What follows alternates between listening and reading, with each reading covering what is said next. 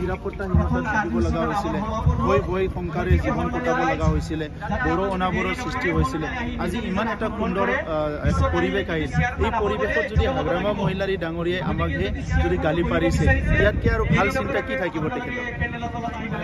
লোকসভা সমষ্টি কালি নৱসৰণীয়ে কৈছে 100% বিজয় নিশ্চিত এই ক্ষেত্ৰত আপোনাৰ ক'ব পাৰে কেণ্ডিডেট যিজন 5000 ভোট পাই সিও কয় 100% বুলি আগৰ পৰিৱেশ নাই এতিয়া সব পৰিৱেশ সলনি হৈ গৈছে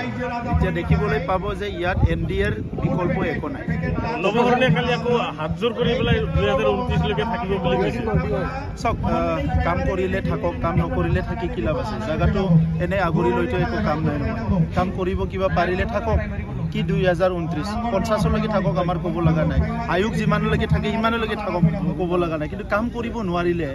ভাৰতৰ সংসদত গৈ পেলাই যদি একো কাম কৰিব নোৱাৰে এই জায়গাটো আগুৰি থৈ লাভ নাই নহয় ইয়াত বহুত কথা ক'ব লগা আছে বহুত সমস্যা আছে সমাধান কৰিব লাগে আজি আমাৰ চৰকাৰ আছে বুলিহে তেখেতসকলৰ নেতৃত্বৰ সময়ত কি কৰিছিলে না হাগ্ৰামা মহিলাৰীয়ে কিবা কৰিছিলে না তেখেতসকলে কিবা কৰিছিলে 2020ৰ আগত ইমান অশান্তিৰ পৰিৱেশ আছিলে আজি সেই মানুহবিলাকে কোনটো মুখেৰে ৰাজনীতি কৰিবলৈ আহে মইতো আচৰিত পাওঁ লোকসভা নিৰ্বাচনৰ বাবে আপোনালোকক কেণ্ডিডেটটো আমি সবচে লাষ্টত কৰিম নেকি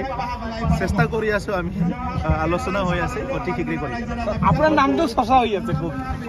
মই মোৰ তাত এমপি হোৱা ভাগ্যত নাই বোলে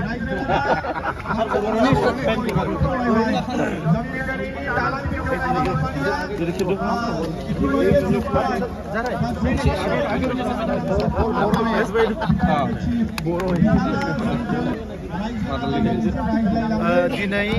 आइ पुवालिनि दालांखौ बेखेवनानै बे शिवरात्रिनि गोथार सानाव जोबोद मोजां मोनदों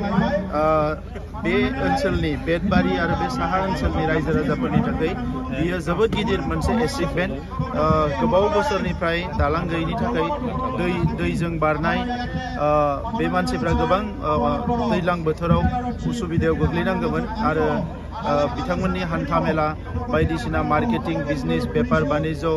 फरायसाफोर बयबो जोबोद खस्थ' मोननांगौमोन नाथाय बे ब्रिजा जानायनि उनाव बे ओनसोलनि रायजो राजानि थाखाय बयनिख्रुइ देरसिन जेंनाया जोब्बाय होननानै जों बुंनो हायो दा आङो रायजो राजाफोरखौ खावलायो जे गोजोन थासारि फैबाय लामा दालांबो जाबाय दा जाहाथे बयबो फरायसाफोरखौ मोजाङै लेखा फरायहोनायाव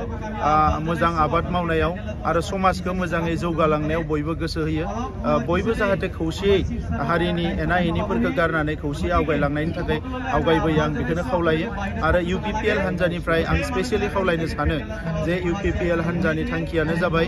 सोरगिदिं जौगानाय ओनसोलाव गोजोन थासारि लाबोनाय आरो जोंनि माहारिनि गासैबो जेंनाफोरखौ सुस्रांनानै बड'फा उपेन्द्रनाथ ब्रह्मआ दायित्व होलांनाय जि गेरेमसा बर' माहारि बेखौ दानायानो जोंनि थांखि दा बे थांखियाव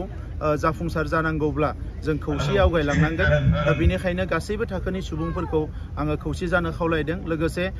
चिरां जिल्लानि साहा ओनसोलाव बे बोसोरथामाव ओरैबायदि माखासे खामानि जादों जेखौ जोङो बिसायख'थियाव फोसावदोंमोन जे एबार डेभेलपमेन्टआ खोलाहानिफ्राय नङा साहानिफ्राय जानांगौ बेबायदिनो दिनै साहा ओनसोलाव दै दैनि जगान माखासे JJMनि गेजेरजों जगान होनाय लामा दालां बायदिसिना स्कुलफोरखौ थिक खालामनाय बे गासैबो खामानिया सोलिगासिनो दङ दा नंखायनो चिरां जिल्लानि साहा ओनसोलनि रायजो राजाया जाहाथे जेबो गोनो गोथो जाया गोख्रोङै गसङो आरो फैबाय थानाय लकसभा बिसायख'थिया फैगासिनो दङ जोंनि जि दानि थासारि बेखौ आरोबाव फोसाबनो आरोबाव जौगाहोनो थाखाय जोंनो सासे गोख्रों एमपिनि गोनां जागोन दा नंखायनो गासैबो रायजो राजाया जाहाथे खौसे जानानै बयबो गसङो आं बेखौ खावलायदों बेसेबां खौथि रांनि बे दालां 69 कौटिनि बेयो दालाङा आरो 916 मिटार गोलाव सानजा फारसे मोनसे नांगोलबाङा होननाय दै दं सार बेयावबो मोनसे गोबां जेंना जायो माबायदि बेबस्था लादों बेबो आसाम मालानि गेजेरजों जागोन थाबैनो